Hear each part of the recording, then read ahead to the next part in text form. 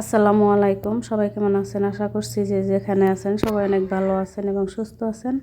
আলহামদুলিল্লাহ আমরা অনেক ভালো আছি। নেমোজ ব্লগ থেকে আরও একটা নতুন দিনে নতুন ব্লগ নিয়ে আসলাম। আশা করছি ব্লগটি ভালো লাগবে। ভালো লাগলে একটা লাইক দিয়ে পুরো ব্লগটির সাথেই থাকবেন। আর যারা আজকে নতুন, চ্যানেলটি সাবস্ক্রাইব করে দিয়ে নতুন বন্ধু হয়ে পাশে থেকে যাবেন। এই তো সকাল হয়েছে, দিনটা শুরু হয় সকালে। যে আমার হাঁস মুরগিগুলোকে আর কি খাইতে দিলাম, হাঁস মুরগি ছাড়া তারপরে যে হাঁস মুরগিগুলোকে বাগানে বাগানে আর কি খাইতে দিলাম, মুরগি বাচ্চাগুলোকে ধরে রাখলাম। তারপরে এই তো এখন আসছি আমি গাছগুলোতে পানি দিতে। অনেক দিন ধরে আর কি অসুস্থ ছিলাম, তো 3-4 দিন হয় পানি দিতেই পারি নাই আমি।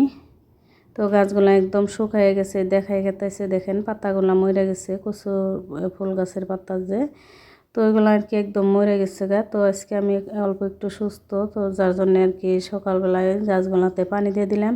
তো ওদের তো আমি ছাড়া আর কেউ নাই, আর কে যত্ন করে না মানুষ নাই, তো আমারই তো যত্ন করতে হবে। তো এই তো এখন আমি পানি দিয়ে দিতেছি। একদম দেখেন এই যে গাছগুলা গোড়া মাটি একদম শুকিয়ে সাদা হয়ে গেছে। তো আজকে অনেক রোদ সকাল থেকেই, দেখেন সকালে এখন কিন্তু 6:30 বাজে। যেহেতু সকালে উঠে নিয়ে আমি উঠানটাও ঝাড়ু দিয়ে নিচ্ছি, তারপরে হাঁস মুরগিগুলোকে খাইতে দিলাম, তারপরে গাছে পানি দিলাম। আর এই তো বড়ই গাছে দেখেন অনেকগুলো ফুল আসছে। বড়ই গাছটা আর কি এখন বান্ধে দিব, ডালগুলো একদম নিচে নেমে গেছে। তো এনারা বই যে বান্ধে দিতেছে, আমি ধরে রাখছি ওই দিয়ে আর কি। তারপরে যে আমাদের লিচু জলফই গাছে অনেকগুলো জলফই আসছে, তো দেখাই দিলাম, তো দেখান গেল না। তো এখন এই যে রান্না করতে আসছি, এর আব্বু আগে চা খেয়ে নিছে, তো আমি লাউ কাইটে রেডি করে রাখছি। আজকে নিরামিষ লাউ রান্না করব। আর এই তো আমি ব্রেড ভেজে নিতেছি চা খাওয়ার জন্য। ওরা খেয়ে নিছে, তো আমি একাই এখন খাবো, যেহেতু আমার অনেক কাজ করতে হয়।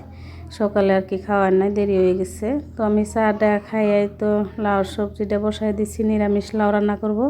সাথে যে রাত্রের যে আমি টাকি মাছ দিয়ে বাগুন দিয়ে বেরোন করছিলাম, বাগুন বেরোনো আছে, তো আমি নিরামিষ লাউ রান্না করলাম। লাউটা আমার কাছে মাছের থেকে নিরামিষ রান্না করে খাইতে বেশি ভালো লাগে। ইনায়ের আব্বু বললো যে মাছ দিয়ে রান্না করো, আমি বললাম যে না, আমি নিরামিষই রান্না করে খাবো। তারপরে রাউস চালু বুজুরি করে নিয়েছিলাম, পরে বাইজে নিচ্ছি। এর আব্বু খাইয়ে দোকানে গেছে গা।